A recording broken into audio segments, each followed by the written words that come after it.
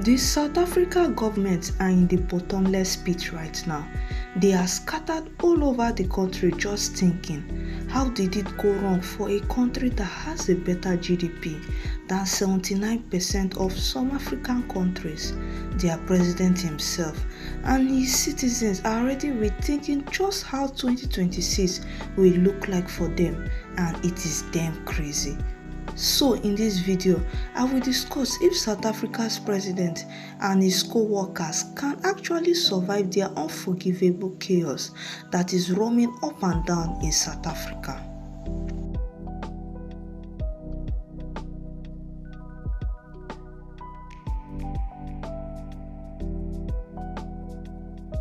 I have found out that one of the visible markers of many Africa's failure is the inability to deliver basic infrastructure services. In South Africa, such failures are electricity and water delivery, which of course are daily news for anyone that lives in South Africa. For years, Eskom, which is in South Africa, has been giving blackouts to their citizens, and it is seen as a constant routine. More recently, the issue has shifted. Many municipalities, which actually means towns with local government, they owe Eskom a large sum, which in return makes Eskom struggle to distribute electricity independently. According to a recent review, municipalities collected only about 61.5% of electricity billed between July 2023 and March 2024. And again, if you look at the city of Tshwane, they averaged about 20% of distributed electricity, which is far above benchmarks. Since many municipalities are owing Eskom electricity bills, they have been seeing frequent outages, high cost of generating backup power, and severe disruption for businesses and households.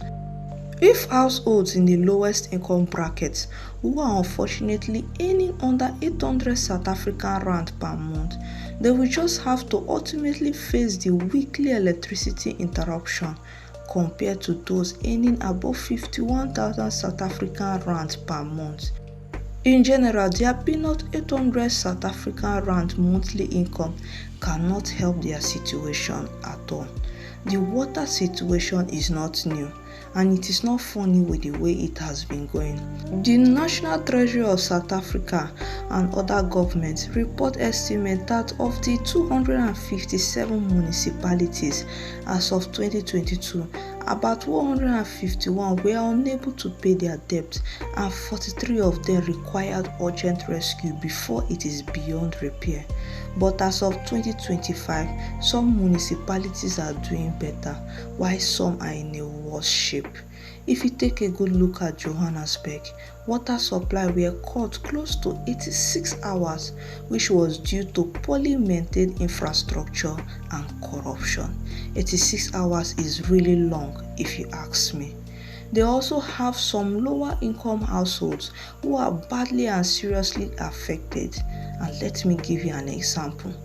Only about 12% of the poorest households who are bitterly earning under 800 South African rand per month are dealing with weekly water interruption. But if you see those that earn above 51,000 South African rand per month, it's just 1% of them that complain about water interruption.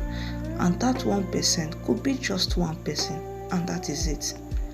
Let me highlight what the cruise is all about. Infrastructure is aging, revenue is falling, governance is weak, and the most vulnerable in South Africa are paying the highest price. When homes loses electricity or water for days, livelihoods are disrupted, refrigerators fail, work is lost, children cannot study, and businesses cannot operate. The theory that South Africa's basic services are fantastic, they are already exposed online.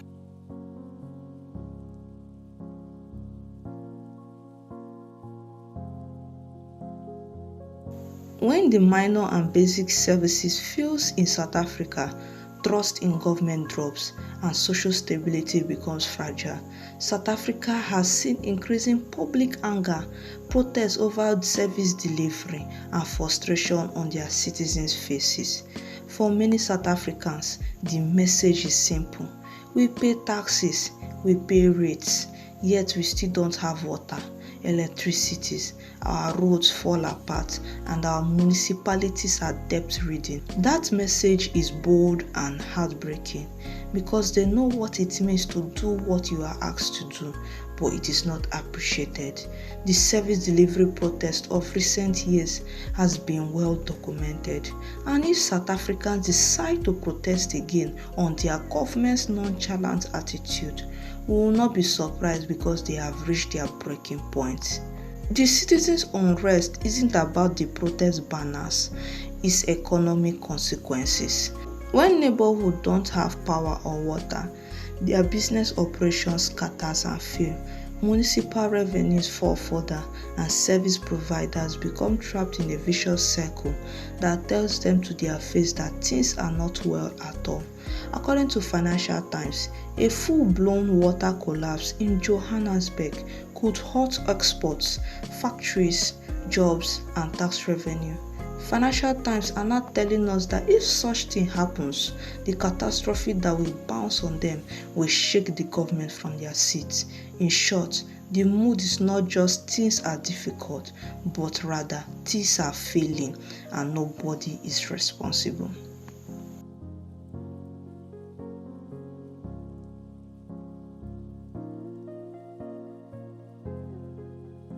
Let me go straight to the point. Government finances are under extreme pressure, and also the national government and local governments are operating with limited to little options at their disposal.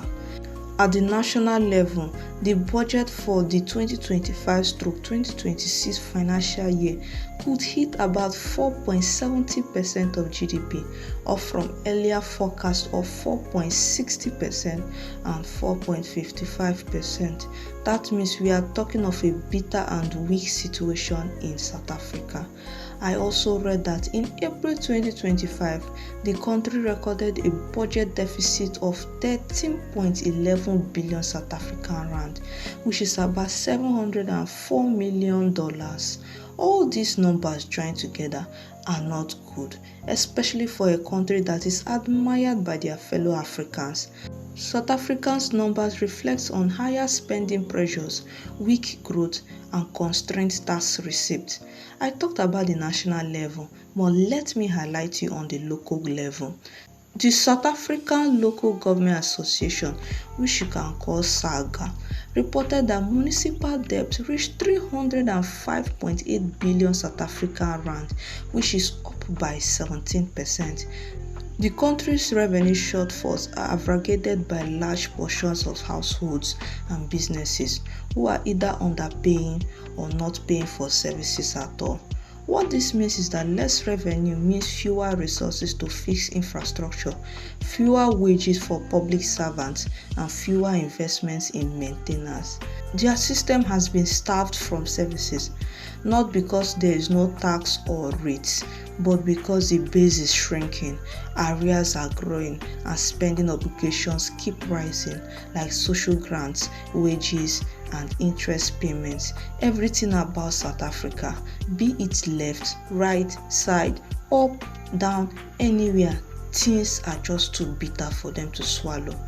For the ordinary citizens, tax bills are rising, inflation eating and chewing their income without remaining at least some for them, and yet services are failing right in front of them because their government does not know what to do to change the story for them. So some South Africans are asking this question, why do we pay? But like seriously, they are asking this question again and again. Why do some of us still pay taxes when the country borrows and still does not make good use of the tax money and the borrowed money joined together? The government will answer that question for them. Fingers crossed actually.